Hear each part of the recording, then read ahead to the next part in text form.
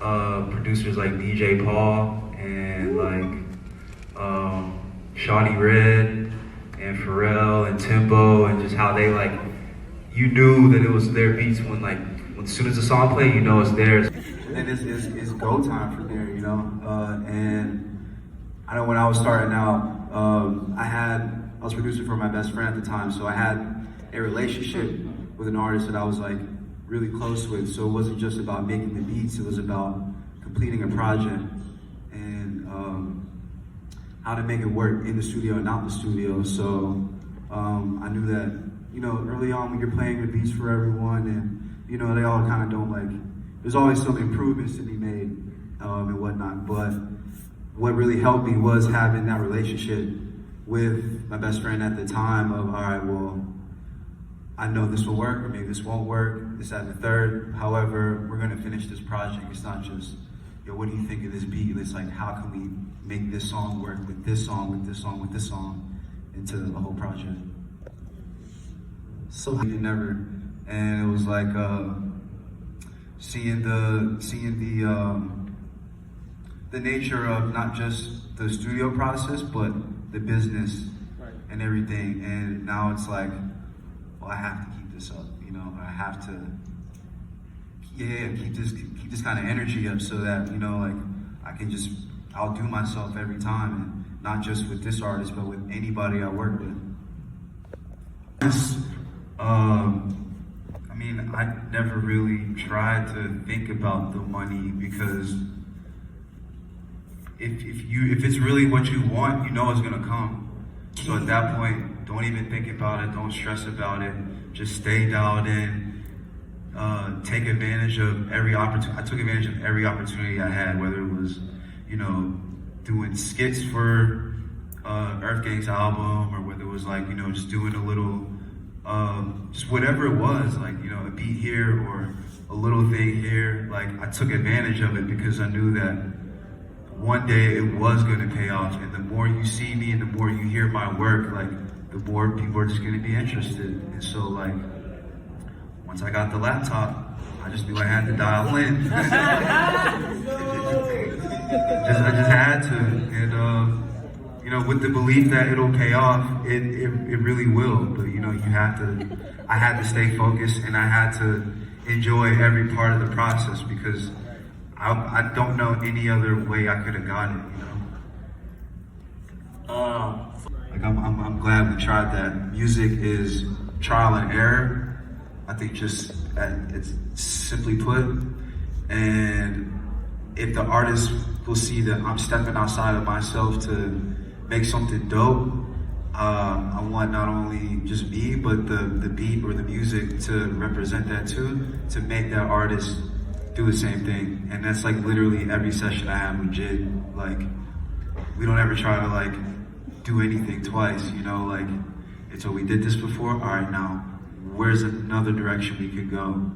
What, how else can we attack this? You know what I mean? And I think one session in particular,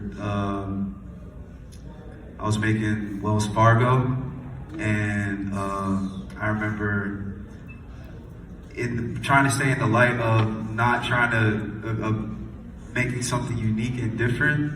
I first made the drums you know, kind of, I made them one way, we'll just say.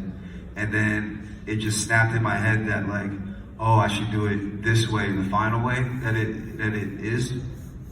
And I knew I have to play this for Jid first, because once Jid hears this, he's going to want to, when you work with artists that you know how to push their buttons, you know what to make them tick, you know what to do to get them to do something. So I knew that once I played it for Jid, and just him, not out loud, yo, just play in the headphones. Once I did that, he heard it, and it was exactly what I knew was gonna happen. He went just yo, everybody, come on, let's do this. And then one by one, everybody just started walking into the studio and made the song. But I think, artists really get to know me by me showing that this is really who I am. Your beats are kind of your identity in a way. And for me, it's weird stuff. It's stuff that I can't say I know you've never heard before, but I'm willing to bet that you probably haven't heard something like this. And so even if it don't work, at least you know that I'm capable of making this type of stuff, because maybe one day you'll want it, you'll look for it, you'll want to have it on your project, maybe not, but if not him, then your homie might, you know, or something, and I'm gonna nurture and take care of that, you know. But it definitely, it's best for me to work with an artist and show that we can both step outside of ourselves and make something that we didn't even think we were gonna make. And activities, yeah, I play soccer, I play tennis, reading, always being in a space to be grateful and have gratitude. Like, I'm grateful that my knees aren't cooked so that I can still play sports, you know. Like, I'm grateful that I can read, you know. If I don't cook, I don't eat, so I cook every day, you know what I'm saying? And it's just like, these little things like this outside the studio actually will be energy that transfers into the studio, and now it's like a full circle kind of thing. Yeah.